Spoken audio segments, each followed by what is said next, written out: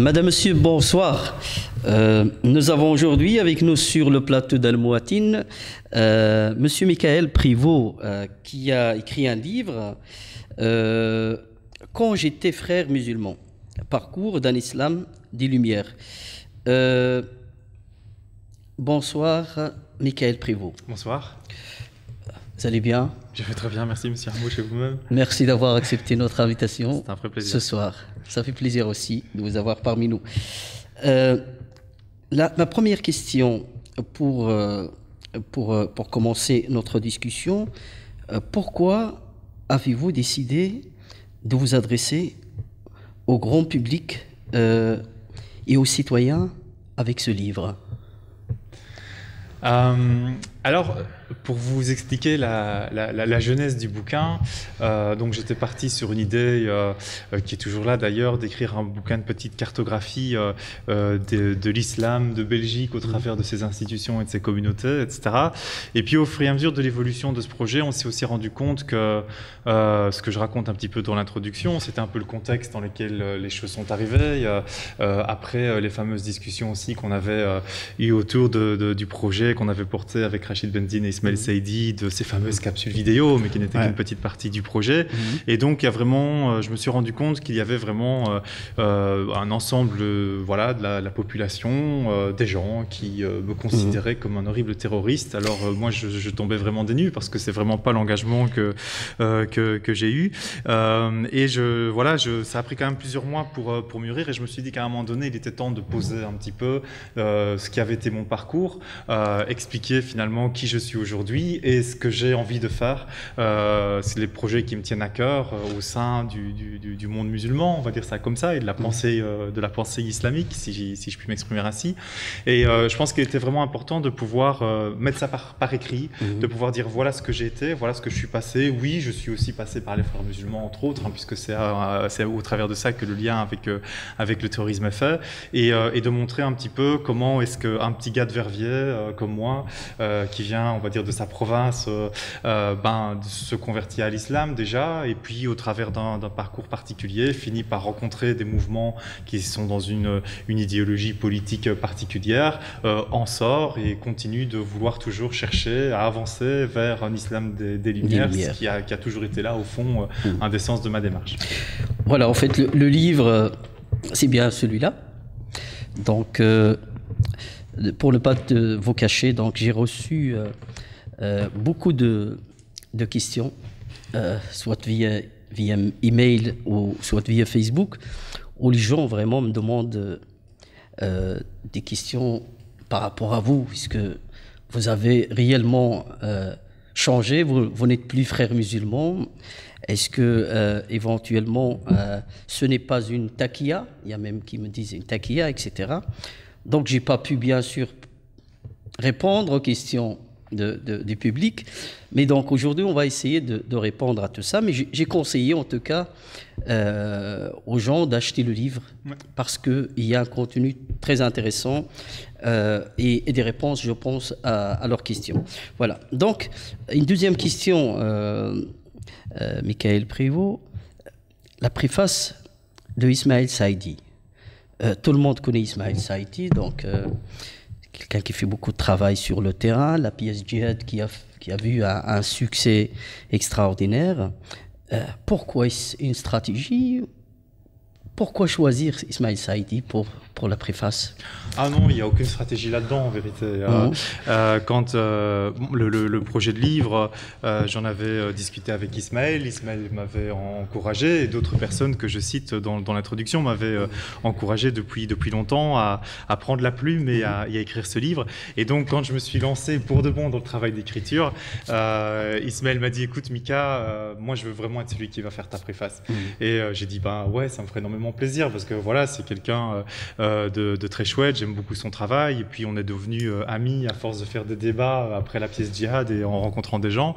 Et donc il a écrit une préface que moi j'aime beaucoup, qui est extrêmement sincère, et je trouvais que c'était chouette de pouvoir avoir ça. Donc c'est plutôt un témoignage d'un ami à un ami, d'un frère à un frère, sans aucune stratégie politique, ni de message crypto, je sais pas quoi derrière, mais vraiment vraiment le témoignage d'un musulman qu'il était déjà, un musulman qu'il est devenu et au travail que l'on veut faire ensemble. Ok. Voilà. Dis-moi, papa, tu es un terroriste. C'est la question que votre fille vous a posée. Ça vous a choqué?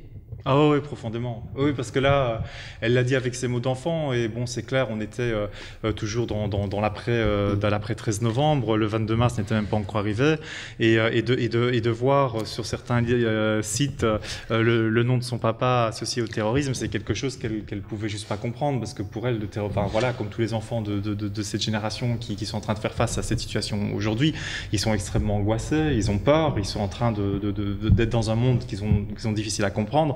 Et pour elle, l'idée que son papa puisse être avec ces gens-là, c'était juste pas possible. Et moi, ça m'a touché évidemment profondément, parce que s'il y a bien quelque chose que j'exècre comme tout citoyen épris de paix, de liberté, de droit, c'est vraiment évidemment le terrorisme et tout ce qui pourrait y conduire. Et donc, ça m'a interrogé vraiment sur la perception que des gens peuvent avoir de l'extérieur de votre travail, parce que voilà, moi, vu de ma propre vie, j'ai l'impression quand même d'une relative cohérence sur ce que j'ai essayé de faire, sur un combat, sur un ensemble des valeurs, les valeurs d'égalité qui sont vraiment pour moi fondamentales, les valeurs, on peut dire aussi de progrès, d'avancement, de tous vers un mieux, et certainement le respect profond, vraiment de toute vie humaine, dans ce qu'elle a de plus, je pourrais dire presque sacré, et donc me dire que de l'extérieur, un message que j'essaie d'articuler, que je pense profondément humaniste, puisse être malgré tout compris comme une apologie du terrorisme, je me suis dit, il y a quelque chose qui a dû foirer quelque part, c'est juste pas possible. Et donc, c'est ce travail d'introspection qui a commencé, de vouloir expliquer un peu ce que j'ai pu dire. Après, pour les gens qui me suivent de près, il n'y a pas vraiment des choses très nouvelles, parce qu'en fait, j'ai parlé beaucoup, j'ai exprimé beaucoup d'éléments, mais rassemblés dans un seul endroit et publié, ça, je l'avais jamais fait, et donc c'est ce côté que j'ai voulu mettre en mots et pour prendre de la distance par rapport à ça et expliquer voilà, le parcours d'un individu particulier. Mais rappelez-nous quand même le contexte qui était à l'origine justement de cette question de papa. Oui, c'est ça. Donc, comme je le disais tout à l'heure, c'était donc on était dans la suite du 13 novembre, etc. Donc, on était en janvier et on était dans ce débat. On avait essayé de lancer un projet assez ambitieux, justement, qui était porté par Ismaël Seidi, Rachid Benzine et moi-même. Et l'idée, c'était vraiment de commencer à travailler sur ces récits alternatifs qui pourraient justement permettre aux musulmans et aux non-musulmans de se réapproprier son histoire, de se réapproprier le Coran dans son contexte. Et de montrer le décalage qu'il y a entre le djihad, pour ne prendre que ce terme-là, tel qu'il est compris dans le Coran, et ce que Daesh ou Al-Qaïda ont fait du djihad, avait montré cet écart.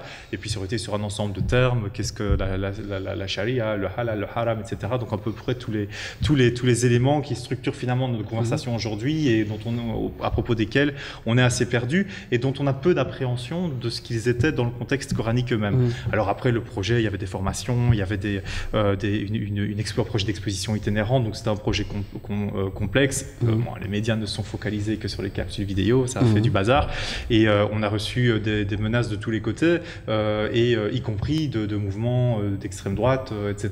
Et voilà, donc c'est de ce côté-là qui est venu, ou en tout cas de gens, on va dire, très à droite, très populistes et conservateurs, et on s'est dit, bon, il y a quelque chose qui fonctionne pas, même en termes de messages et voilà, de ce qu'on essaie de communiquer comme valeur positive et universelle.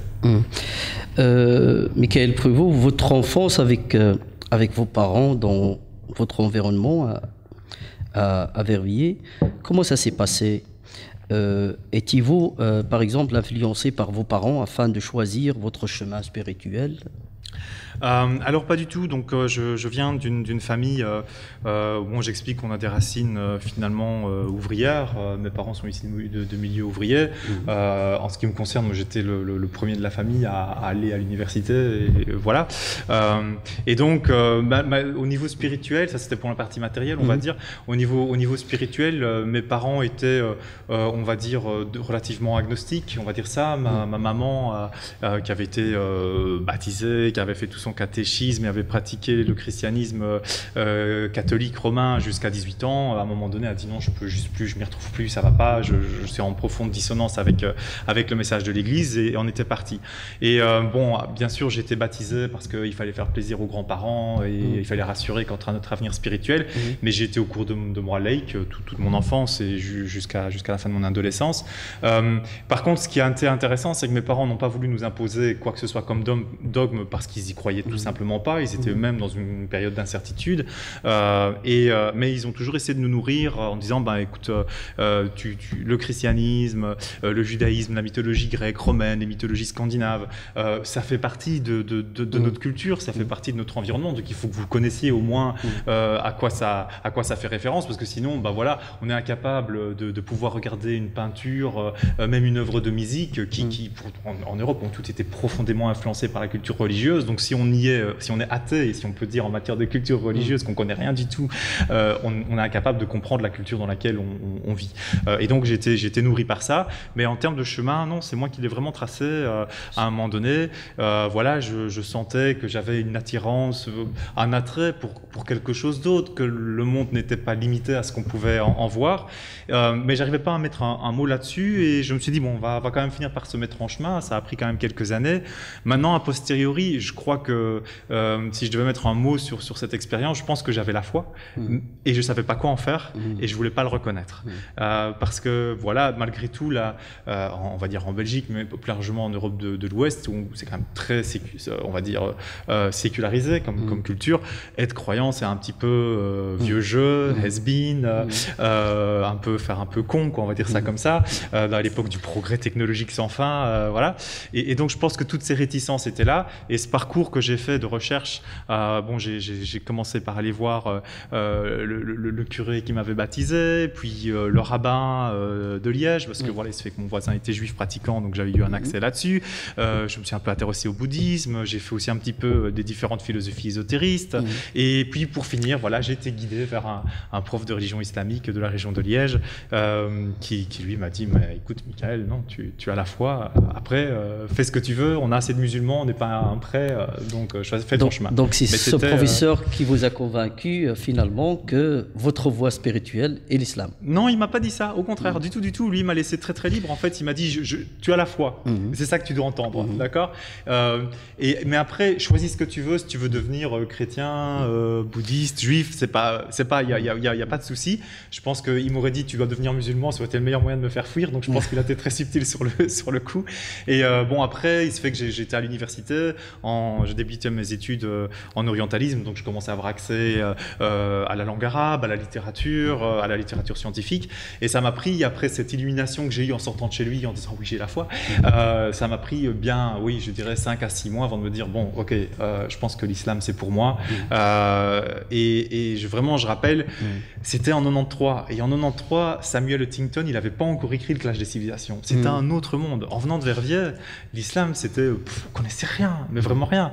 Et je raconte cette anecdote. Donc j'avais demandé au professeur de religion islamique de mon Athénée s'il voulait bien me donner des cours en préparation de l'université, des cours d'arabe.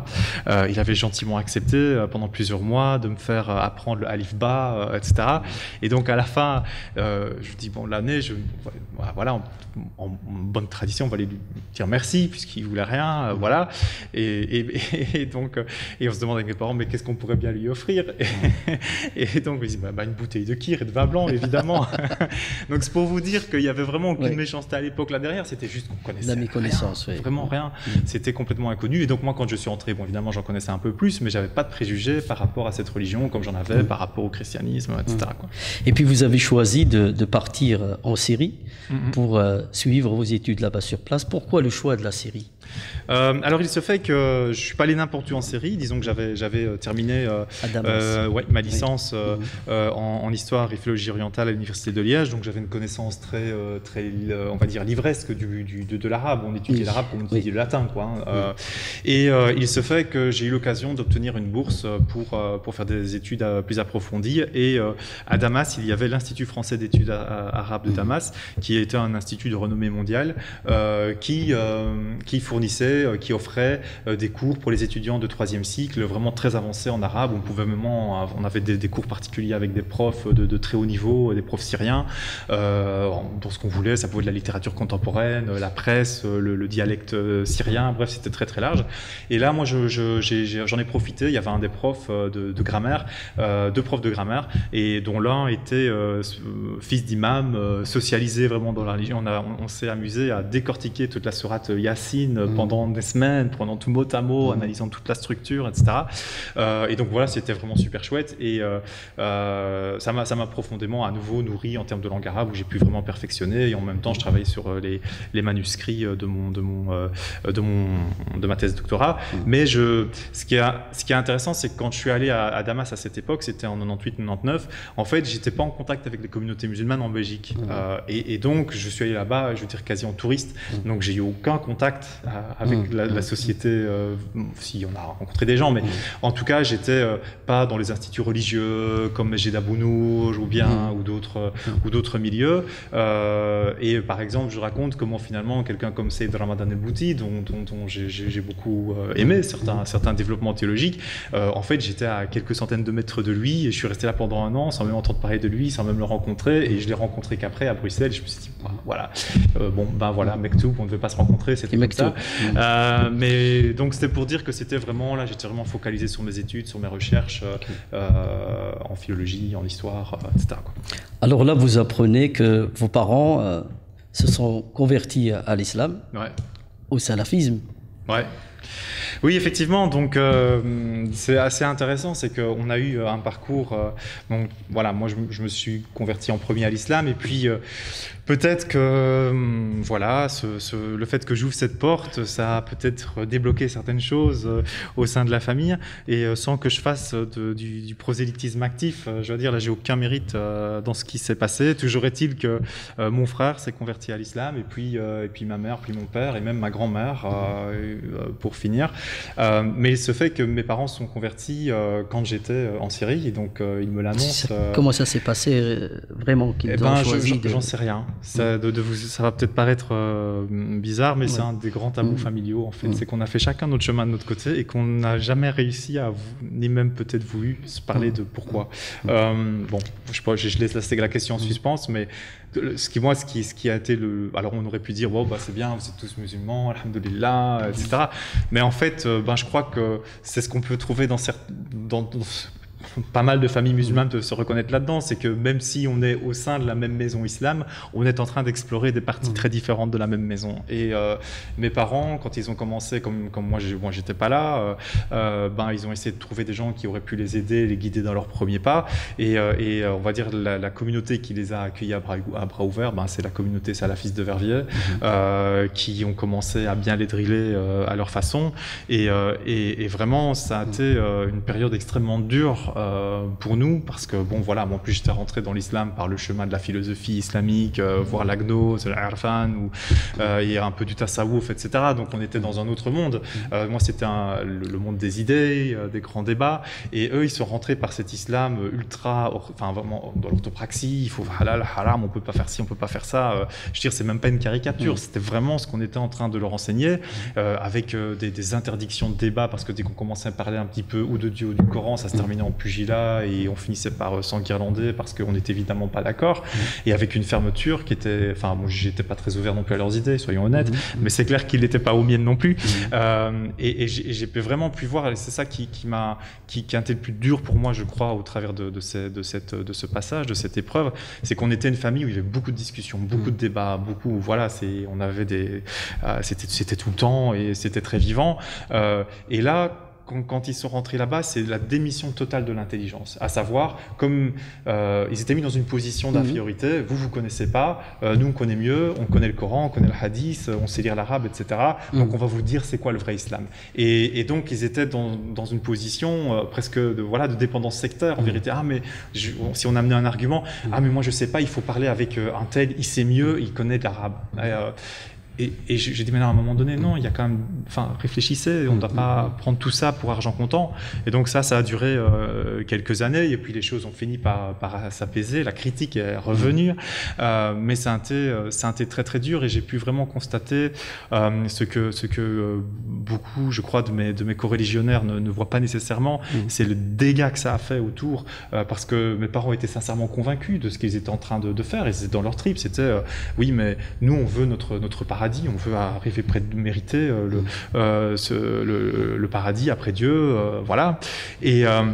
Et mettre au-dessus de ce qu'on va dire, ce qui fait sens commun, des valeurs familiales, du respect des gens avec lesquels on vit, cette valeur-là. Et on arrivait à des situations, par exemple, on était les seuls convertis dans la famille, le reste de ma famille continuait à faire comme ils avaient toujours fait. Et par exemple, on avait des situations, on se voyait une fois par an, après le Nouvel An, on mangeait ensemble des sandwichs, oui, il y avait du vin sur la table, etc. Et puis aller au sein de sa famille et dire soit c'est nous, soit c'est le vin. Écoute, oui. Tu dégages, c'est pas toi qui vas venir faire la loi chez nous. Et je veux dire, à un moment donné, voilà, c'est la question du vin sur la table qui paraît complètement bénigne, elle fait vraiment des dégâts. Mais vous étiez écouté par vos parents après votre auteur? Non. À la fin, nous, on allait aux réunions de famille, et on se retrouvait dans une situation où moi et mon épouse, on était là et en faisant du lien social, si on peut dire, du lien familial, et mes parents, se retiraient volontairement sous prétexte que, il y avait une bouteille d'alcool sur la table, alors qu'on m'a jamais forcé à boire quoi que ce soit. Et ma famille a toujours accepté, même travers le fait que je me sois converti. Enfin, ça n'a jamais posé aucun problème, parce que je ne suis pas rentré non plus avec une série de revendications en disant maintenant ça dégage, ça dégage. C'est moi ou la façon dont on a toujours vécu. Donc je veux dire, quand on est en situation de minorité, il y a des choses, il y a des liens de famille à préserver, et on sait dans l'islam toute l'importance, par contre, justement, des liens familiaux, silat rahim, etc. Et là, on voit que le salafisme vraiment réorganise tout ça au nom d'un salut dont on ne sait de toute façon pas si on va jamais l'atteindre, et fait vraiment des dégâts. Et ces dégâts, c'est pas uniquement au sein des familles, c'est aussi dans les relations de travail et ce genre de choses. Et ça, c'est quelque chose que finalement beaucoup de gens constatent. Je l'ai constaté dans d'autres familles, etc. Et ça laisse des traces profondes, en fait. Et ça, je pense que les gens, après, quand ils reviennent à un comportement, on va dire, plus adapté, on va dire, ok, on va un petit peu mettre de l'eau dans notre vin, si je puis dire, façon de parler, mais en tout cas être un peu plus flexible et comprendre que on ne peut pas imposer sa façon de vivre à tout le monde, et puis après on fait comme si de rien n'était, comme si rien s'était passé. Non, des choses se sont passées, il y a des blessures qui ont été faites dans les individus, les familles, des cœurs ont été vraiment blessés, et ça, c'est le genre de choses qui prennent énormément de temps à être reconstruite. Il suffit pas de tourner la page et de dire ok, maintenant on se revoit et on se fait la bise, ça suffit pas, et certaines blessures ne guérissent jamais. Et ça, je pense qu'il faut vraiment pouvoir l'entendre, et pas chercher à tout prix à imposer sa façon de vivre. Et là, je crois qu'il y a dans ce mouvement, il y a quelque chose de très fort, c'est que finalement c'est ce fait de ne pas avoir il y a quelque part un manque de pudeur, de vouloir se dire mais c'est les autres qui ont tort et moi j'ai raison, et de ne pas se mettre une seule seconde en question sur ça. Et voilà, moi je voudrais, s'il y a des auditeurs qui sont confrontés à ce genre de choses, mais écoutez, je pense que rien ne vaut la peine de tout casser, parce que de toute façon on ne sait pas comment Dieu va faire ses comptes de l'autre côté, quoi. Ça, je pense que c'est important. Quel est le degré de la présence encore de ce salafisme chez vos parents? Non, je pense qu'aujourd'hui, alors maintenant, voilà, ils sont vraiment passés au-delà. Non, ça n'y est plus. Donc là, maintenant, je dirais qu'ils pratiquent un islam tout à fait, apaisé, et vraiment, on va dire, inclus dans la cité. Et ils ont renoué avec tout le monde. Ça, mais voilà, comme je disais, il y a des blessures qui sont encore là et qui prendront du temps à se refermer. Donc, c'est à ce moment-là que vous avez rencontré Monsieur Abdelhamid Bouzouina, qui est... Oui, tout à fait, oui. Rahimahullah, qui vous a initié ou accompagné pour rentrer chez les frères musulmans.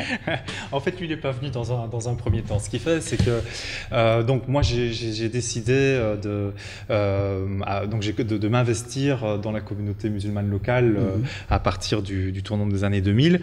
Et bon, je faisais un petit peu le tour des mosquées. Et, honnêtement, c'était très plan-plan, et je trouvais rien qui puisse faire le lien entre ce que j'avais envie de faire.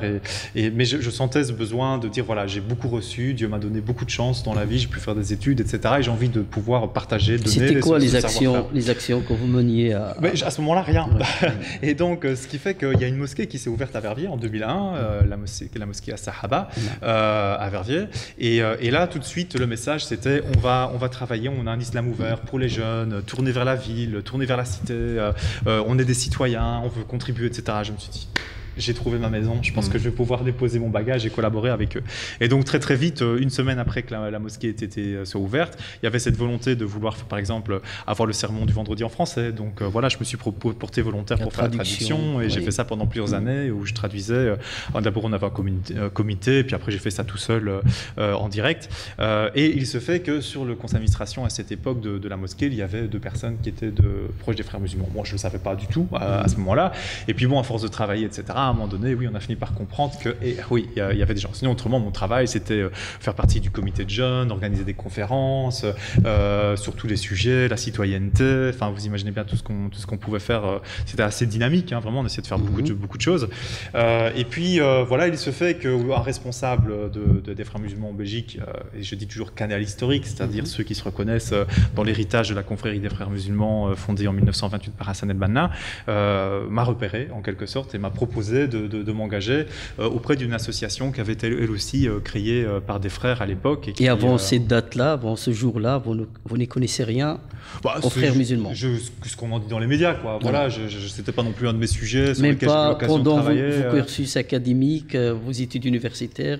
Oui, non, je ne les ai pas travaillés. Non, voilà, c'était un mouvement dont j'avais entendu parler, mais je n'avais jamais approfondi quoi que ce soit sur eux. C'était une connaissance générale qu'on peut avoir quand on étudie un petit peu la politique au Moyen-Orient, mais je n'avais pas vraiment de connaissances spécifiques là-dessus. Bon, après, oui, ils avaient mauvaise presse. Ça, c'était clair qu'on ne les portait pas, on va dire, au nu médiatiquement, ça c'est sûr. Et donc, il se fait que j'ai l'occasion de participer à un meeting, je fais un strike, si je puis dire, parce que voilà, je contribue de manière active. On parlait de l'islam et des droits humains, c'est quelque chose qui me passionne, donc j'ai vraiment envie de contribuer. Et donc on me propose de devenir membre de cette organisation au nom des jeunes de Belgique, si je puis dire, qui étaient au sein de la Ligue des musulmans de Belgique. Et je vais dire, j'accepte le deal qui m'est fait, mais je dis ma condition, c'est que je reste libre, que je puisse dire ce que je veux et que je puisse partir quand je veux. Et on m'a dit, frère Michael, oui, il n'y a aucun problème. Je dis ok, ça va, pas de souci. Moi, si c'est ça les conditions pour entrer dans les frères, allons-y, allons voir de l'intérieur, en me disant ça peut être intéressant aussi parce que ça me permettrait de faire passer un certain nombre de messages parce qu'il y a manifestement des structures, etc. Même si en Belgique c'était une 60aine de personnes, etc. Donc, ce que je vais me rendre compte, c'est que les frères musulmans en Belgique, c'est un vrai foutoir, comme je le dis. Il n'y avait aucune structure. Le responsable principal, lui, c'était vraiment pas un homme de procédure, etc. Et donc après, j'entends au sein qu'il y en a qui commencent à se demander, oui, il y aurait des frères qui seraient entrés, qui n'auraient jamais fait leur BA, etc. Et moi, je pense que j'ai jamais fait ma BA, en fait. et donc, j'ai l'occasion, une fois, de rencontrer Cheikh Abdelhamid Bouzouina. Enfin, j'avais rencontré quelques fois, et je me dis, à un moment donné, je vais quand même aller lui parler, puisqu'il était un petit peu le leader de la partie spirituelle des frères, on va dire, en Belgique. Et je lui pose la question en disant, oui, mais bon, la BA, je la ferai pas, là, comme ça. Et il me dit, mais frère Michael, et je me souviens vraiment, pour ceux qui le connaissent, du petit bégaiement qu'il avait quand il était un peu sur le registre émotionnel. Et il me dit, mais ton engagement pour Dieu, tout le travail associatif que tu fais, ton travail citoyen, c'est ça ta BA, les frères musulmans en Belgique, en Égypte, etc. Mais c'est rien tout ça. Je me dis, si c'est ça la BA, voilà, je suis à l'aise, quoi. Vraiment, je suis dans les clous. Et donc, voilà, techniquement, j'ai pas été frère. S'il faut faire la BA, mais je crois que c'est uniquement en Belgique qu'on a pu avoir ce genre d'anomalie. Je pense, oui, parce que les conditions sont strictes. Ils sont quand même assez strictes. Vraiment... et autre très intéressant des frères en Belgique, c'est que tous les frères sont Amil. Donc c'est le rang 4, on va dire, dans la hiérarchie des frères. Et là, direct, sans passer par tous les stages, etc. Donc moi, voilà, en plus à Verviers, on devait avoir une Ousra qui n'a jamais... Il n'y a jamais eu d'Ousra à Verviers parce qu'on était tellement pris dans l'opération, etc., que voilà, on se rencontrait jamais.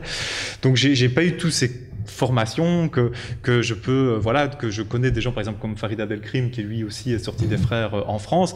Il me racontait des camps dans les campagnes où on allait chanter des chants du Hamas, etc. J'ai jamais vu ça. Moi, j'ai jamais. C'est voilà. Plus structuré en France. Oui, l'UOIF en France est très structuré. Il y avait vraiment des processus qui ont été faits. Et en fait, il y a une reprise en main à un moment donné, à partir de 2007-2008, par un groupe au sein de la Ligue des musulmans de Belgique, qui a voulu vraiment reprendre les choses en main, et de restructurer un peu style UOIF, et en recommençant tous les process, etc. Et là, moi, déjà à ce moment-là, ça a commencé un petit peu il y a cette volonté de caporalisation. Moi, c'est vraiment quelque chose à laquelle je suis très rétif. Je suis assez allergique à l'autorité, et en plus, quand c'est de l'autorité pour de l'autorité, écouter et obéir, c'est vraiment pas pour moi. Et là, voilà, j'ai commencé à contester déjà aussi en interne la façon dont les choses se faisaient, avec voilà, qu'on chante la fraternité, le respect des frères. C'était vraiment ça déchirait dans tous les sens. Enfin, l'associatif, quoi. Voilà, avec les coups bas, les coups de couteau, enfin bref, dans le dos.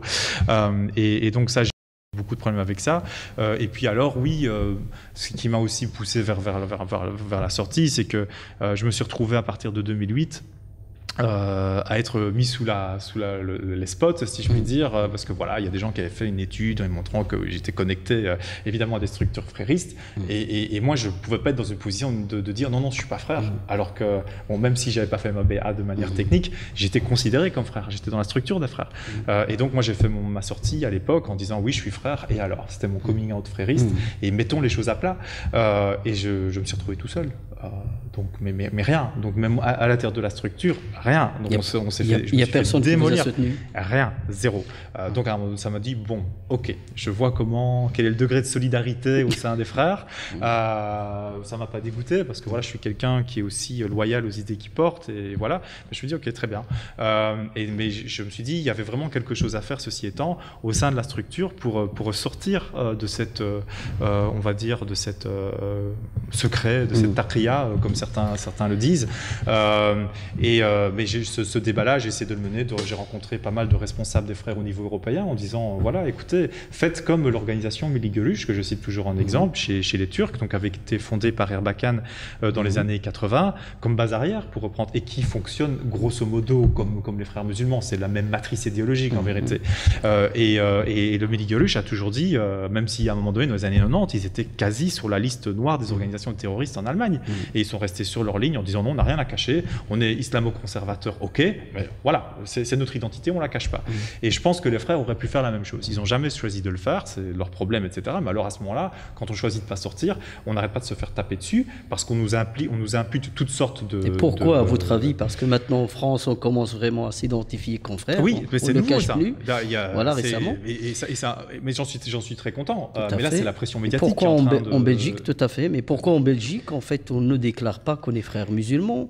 Qu'est-ce qu'il y a de mal à le dire en fait? Si vous regardez... Qu'est-ce qu'on cache derrière? Oui, c'est ça. Alors, si vous regardez le développement, il est tout à fait parallèle en France et en Belgique. C'est-à-dire qu'on a eu la Ligue des musulmans de Belgique qui a commencé à dire, comme l'UOIF, et le timing est exactement le même l'année dernière, en disant oui, nous ne sommes pas frères, mais il y a eu des frères à un moment donné. Grosso modo, c'est un petit peu ça le truc. Ce qui est déjà un premier pas. Je pense qu'il y a... Alors, les raisons pour ça, je ne sais pas s'il y a quelque chose vraiment spécifique à cacher, parce que bon, moi je suis jamais tombé, comme le disent certains, sur des plans de prise du monde, etc. Enfin, en tout cas, moi je n'ai pas vu. Si ça existe, c'est bien caché. Je dis pas que ça n'existe pas, je ne l'ai pas vu. Je crois qu'il y a vraiment eu, pour une première génération qui ont fondé les frères et qui sont venus, vraiment cette pression. Ils étaient des réfugiés politiques en vérité. Et donc, même s'ils étaient accueillis en Europe, c'était quand même pas le grand amour, sachant que les gouvernements européens étaient en train de soutenir les pouvoirs au pays. C'était quand même un peu délicat. Dans d'autres pays, je pense au Koweït, je pense en Jordanie, au Yémen, les frères musulmans sont pignon sur rue. Il y a des partis politiques frères musulmans, donc ça ne gêne personne. Je pense que c'est très spécifique à l'Europe, et je crois que finalement la pression et le discours hyper négatif qui est vis-à-vis des frères les met un peu dans une coquille aussi, et on veut parler de rien, et on continue à nier, ce qui renforce encore plus on va dire la présomption très négative à l'encontre des frères. Et moi, ce que j'ai toujours dit, c'est de dire sortez du bois, assumez cet héritage. Oui, ok, il y a plein de choses choses qui ont été faites par les frères qui sont vraiment pas reluisantes, mais au moins on peut le dire, et les trucs bien qui ont pu être faits quand même par les frères, parce que voilà, je veux dire, rien n'est jamais totalement noir, qu'on puisse aussi que les frères puissent les revendiquer à cette époque-là. Et je pense par exemple sur tout le travail sur la citoyenneté, il a été porté par des frères, il a été porté par personne d'autre. Et donc après, oui, on l'a vu, le mouvement Al-Adl wal-Ihsan a aussi commencé à s'y mettre. On a vu aussi certains salafistes en Angleterre, après les attentats de 2005, commençaient aussi à parler de citoyenneté, mais les frères ont été à l'avant sur cette question-là. Donc à un moment donné, il faut pouvoir tirer son bilan et pouvoir avoir un vrai regard critique sur soi-même. Jusqu'au jour d'aujourd'hui, les frères ne sont pas en capacité d'avoir le moindre regard critique sur eux-mêmes, comme je vois, et quand il y a vraiment des critiques, ils continuent à rentrer la tête dans la coquille et à éviter, mais en même temps, ils ne sont pas crédibles. Donc à partir du moment où on a l'ambition de vouloir influencer le cours des choses, dans le milieu associatif, politique, religieux, il faut accepter la critique et il faut jouer carte sur table. Sinon, on est soumis à la critique de Tarqiya, et la Tarqiya, c'est juste dégueulasse, parce qu'en même temps, je parle pour moi, c'est-à-dire que même quand on met les choses carte sur blanc, donc je l'ai dit quand j'étais frère musulman, je le dis quand je sors, et après on vient encore me dire non, mais vous n'êtes pas vraiment sorti, ou est-ce qu'il est vraiment sorti? Alors voilà, maintenant on a un livre où je parle de réforme de l'islam, où je mets des choses à plat, après ça je sais plus ce qu'il faut faire, quoi. Enfin, je sais pas. En fait, tout ce qui est caché à la base génère un stress. Il y a un doute. Voilà, et ça ouvre des apostrophes. Et ben voilà, et je trouve que ces doutes sont légitimes quand on est sur un discours, on dit je ne suis pas frère musulman, alors que, sans rigoler, les journalistes savent qui vous êtes, les services secrets savent qui vous êtes, les académiques savent qui vous êtes, puisqu'en plus ils font des enquêtes sur vous. Donc à un moment donné, il faut juste arrêter de prendre les gens pour des cons. Justement. Pour un petit peu expliquer à nos auditeurs et à nos téléspectateurs, parce qu'il y a beaucoup de personnes qui ne comprennent rien.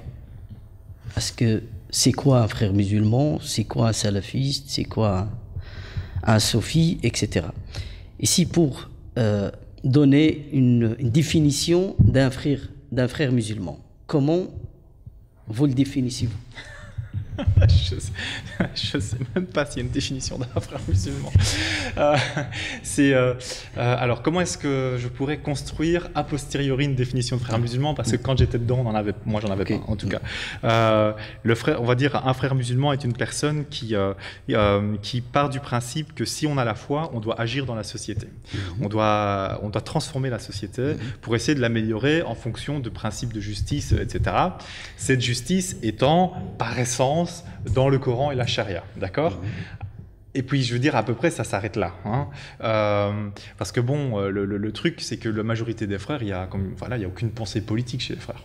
Comment on peut rêver d'une société, pour certains, qui serait régie par le principe de la justice divine, mais la justice divine, elle n'opère pas dans un vide, elle agit par les hommes, d'accord? Donc, il faut penser un État, il faut penser les institutions, etc. Et chez les frères, honnêtement, la pensée politique a été juste catastrophique, quasi nulle. Ou si c'est pour se ramasser de la pensée à la Saïd Qutb, merci pour nous, quoi. Enfin, je veux dire, de penser, on va y penser, il a pensé la lutte, il a pensé la révolution, il a pensé le takfirisme pour pouvoir le faire, mais c'est pas une pensée de l'État construite.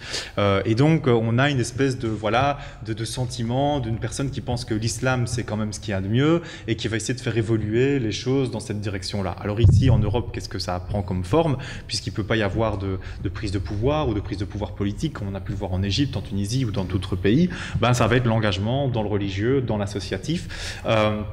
Et cette volonté de vouloir défendre les valeurs de base de l'islam, et c'est pour ça qu'aujourd'hui, beaucoup de frères sont sur le créneau, se voient comme des syndicalistes de l'islam et des musulmans en vérité.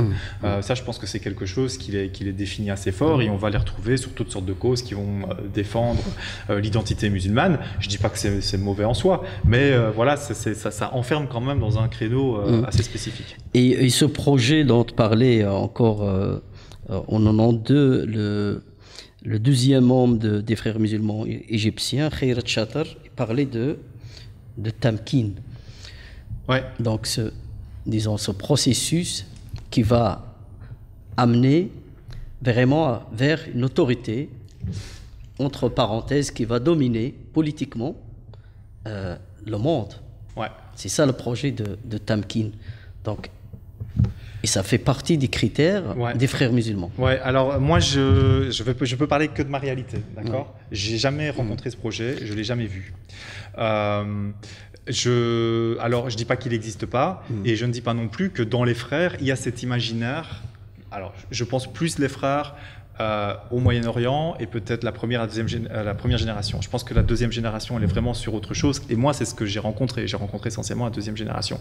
Et de cette idée qu'un jour, oui, on pourrait, en commençant à travers la réforme de l'individu, puis de la famille, puis de la société, puis des différentes sociétés, etc., on pourrait arriver à prendre le monde. Oui, ils peuvent rêver, quoi. Je veux dire, ça va jamais arriver. Il faut juste être. Mais ça se fait dans la pratique. On voit des membres des frères musulmans qui sont un petit peu dans des partis politiques, qui sont dans des syndicats, oui, dans, dans des institutions des droits de l'homme. Oui. Donc, comme vous disiez tout à l'heure, les journalistes le savent, donc presque tout le monde le sait. Donc ça pourrait être en fait ce projet Tamkin qui se met en place.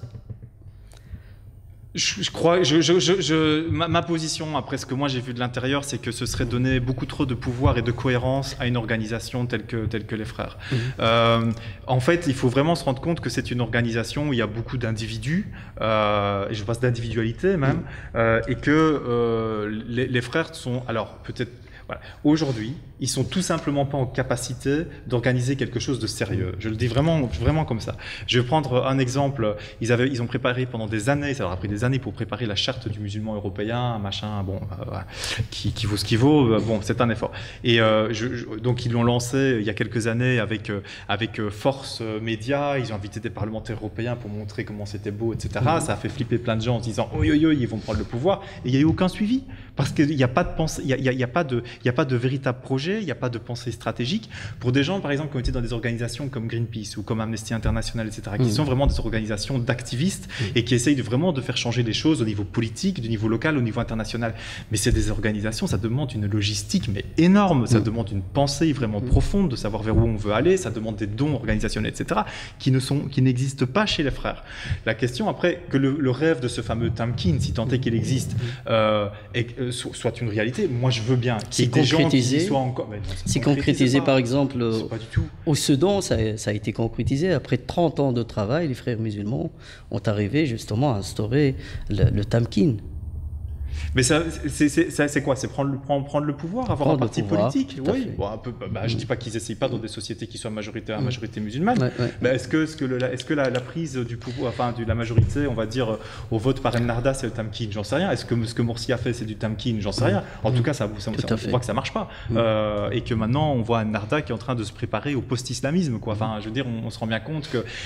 mais à nouveau, je veux dire, il y a une différence. Et ça, je pense que c'est important en matière politique de se rendre compte entre ce qui peut être un imaginaire et ce qui a été porté par une organisation à un moment donné du temps et les frères musulmans ont été toujours du côté de l'opposition, ils se sont fait taper dessus, tenter plus par les pouvoirs en place et qui peut amener à ce genre de réflexion. Et puis après la réalité du quotidien, d'une fille ou d'un garçon qui peut avoir été influencé par les idées des frères, etc. et qui va aller militer, je sais pas, mon parti écolo, etc. Il va pas au parti écolo pour prendre le pouvoir, il faut juste être clair par rapport à ça. Et donc, mais où le créneau ils vont se retrouver en Europe, c'est évidemment sur la défense de l'identité musulmane. Et puis après, on va être sur les questions de halal, haram, sur les questions d'égorgement, qui sont des questions aussi légitimes. Je dis pas qu'il faut pas les poser, mais on va se rendre compte que c'est un peu leur fond de commerce et qu'on est très très loin de ce que certains peuvent comprendre dans le Tamkin. Voilà.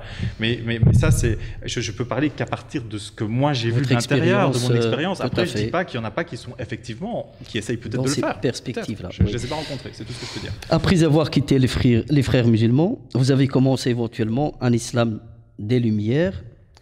Et c'est quoi l'islam des Lumières pour Michael Prévost?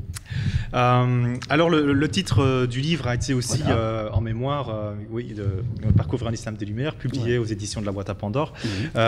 C'est déjà un hommage aussi à Malek Chebel qui était décédé il y a quelques mois, et c'est au moment d'essayer d'étudier, on s'est dit ce serait un bel hommage pour lui.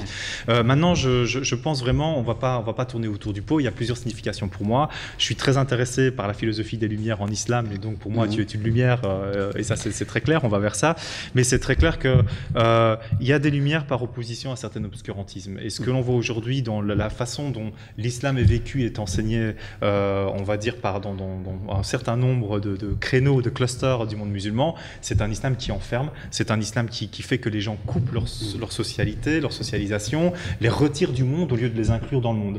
Et donc pour moi, c'est à partir du moment où l'islam ou une religion ou un groupe ne fait que s'autoréférencer, renie tout ce qui peut être en dehors, c'est l'effondrement d'une civilisation. Et au sein de l'islam, on a déjà eu ça. On a eu la civilisation, la période, l'âge d'or, l'âge classique entre le 8e et le 12e siècle, mais c'était une exploration intellectuelle, les musulmans n'avaient peur de rien, on n'avait pas peur des sciences, on a été prendre dans les sciences grecques, les sciences persanes, hindoues, tout ce qui était nécessaire pour comprendre le Coran, pour faire des maths, etc.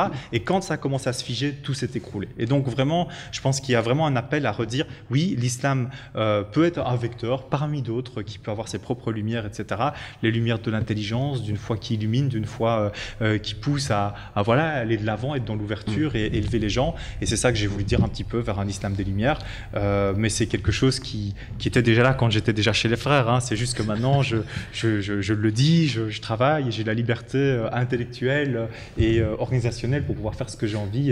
Mais c'était des choses qui étaient déjà là depuis bien longtemps. Une dernière question, Michael Prévost. Comment vous voyez l'avenir de l'islam en Europe après tout ce qui se passe actuellement, donc les attentats presque tous les jours, un peu partout en Europe, etc. On est en train d'avancer vers une période de grande difficulté, donc c'est comme ça que je l'analyse, c'est ce qui me motive aussi à travailler sur ces questions-là. Alors on est sur un mouvement, je pense qu'il faut bien voir, pour moi, d'écroulement d'un certain mode de fonctionnement de l'islam. On est à la fin d'un cycle, et je pense qu'il ne va pas se relever de ce qui est en train de se passer, et en tout cas il va être profondément transformé, quelle que soit la transformation qui va venir. Ce qui me fait aussi particulièrement peur, c'est que le fait que les musulmans soient tétanisés pour toutes sortes de raisons dans lesquelles je ne vais pas entrer ici, et n'osent pas avoir de débat vraiment très critique à la terne, même si des choses nouvelles sont en train d'apparaître, et je trouve que c'est vraiment très intéressant. On sent une pression de plus en plus forte des États de vouloir intervenir dans le culte musulman. Pour le moment, on est vraiment sur les aspects, on va dire, de l'organisationnel du culte, ou comment est-ce qu'on va ouvrir ou fermer des mosquées, etc., en utilisant des critères de sécurité, etc. Mais je pense qu'il y a un risque de néo-bonapartisme, comme je l'ai déjà dit par le passé, où vraiment des États vont dire bon, on va faire comme Bonaparte a fait, Napoléon Bonaparte a fait avec les Juifs, on va vous poser des questions théologiques, vous avez intérêt à bien y répondre, sinon ça va mal se passer. Et là vraiment, c'est faire de la théologie sous la contrainte. Et je pense qu'on est en train d'aller dans cette direction-là. S'il n'y a pas ce sursaut auquel j'appelle, aux responsables musulmans, aux personnes qui sont en capacité de produire un discours, que ce soit des oulémas, que ce soit des acteurs associatifs, que ce soit des universitaires, en disant bon les gars, la façon dont on fonctionne en interne dans notre petit monde, ça fonctionne plus au niveau théologique, etc. On le voit bien, on a beau avoir des centaines de fatwas aussi argumentés que les autres, ceux en réponse à Daesh, ça ne marche pas, ça ne convainc pas, parce que tous, on fonctionne sur le même système. Et donc, on ne peut pas dire que Daesh est hors du système, il est en plein dedans. Il en est juste une des extrémités les plus visibles et les plus dévastatrices, mais en même temps, les autres, ils réfléchissent de la même façon. Et donc, on fait quoi? On continue en se disant que ça va se résoudre magiquement? Non, ça ne va pas se résoudre magiquement. Il faut vraiment, alors qu'on dise pour de l'ijtihad, tout ce qu'on veut, mais il est vraiment temps de le faire. Et si on ne le fait pas, ça va être fait sous la contrainte, et c'est ça qui me fait peur, parce que quand c'est sous la contrainte, même si déjà il y a une contrainte on va dire, il y a une contrainte du contexte, mais une contrainte étatique qui risque d'arriver à plus ou moins brève échéance va rendre les choses encore plus compliquées. Oui. Et donc moi j'en appelle vraiment à mes coreligionnaires, réfléchissez, produisez vraiment dans toutes les directions. On a besoin de faire un grand chambardement intellectuel. Il y a des choses qui vont être bien, il y a des choses qui seront moins bien, il y aura des réussites, il y aura des faillites, c'est pas grave, mais il faut qu'on montre, qu'on se réapproprie notre religion, notre discours théologique, notre sagesse pratique, et qu'on explore ces potentialités de l'islam qui n'ont pas encore été explorées au cours de l'histoire, et qu'on n'ait pas peur de le faire. Les ancêtres, ils sont morts, ils ont produit, ils n'ont pas eu peur de produire, de produire pour notre époque. Madame, monsieur, n'hésitez pas à acheter le livre. Un très beau livre, sincèrement, avec un contenu extraordinaire. Vous avez bien entendu et écouté aujourd'hui Michael Prévost sur le plateau d'Al-Mouatine. Merci, Michael Prévost. Je vous remercie pour votre écoute. Madame, monsieur, c'est ici que se termine notre émission. Merci de nous avoir suivis.